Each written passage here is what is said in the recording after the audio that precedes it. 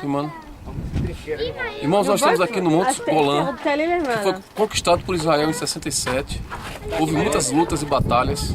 Você está vendo aqui uma trincheira onde os soldados ficavam.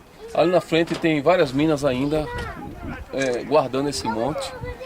Nós estamos ao norte aqui, nós temos a Síria, que está lá na frente. E aqui por trás, um monte muito importante para nós, o Monte Hermon.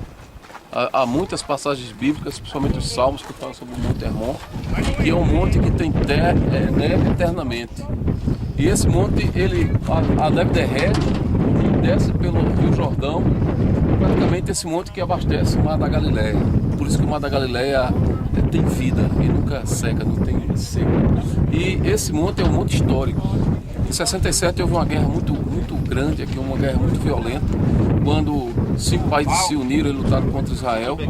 E Israel fez algo nesse vale, irmãos, que a gente se reporta aos tempos bíblicos. Quando a gente lê algumas passagens do Antigo Testamento em que um pequeno grupo de judeus ganharam, como Gideão, com seus 300. Então aqui nesse vale, que você está vendo aqui, 70 tanques israelenses ganharam de 800 tanques da Síria. Foi uma batalha de tanques aqui, em que eles fizeram algo sobrenatural.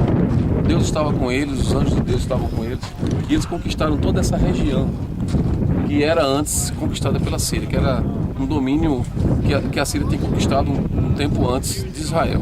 Então Israel retomou toda essa região que é estratégica para Israel.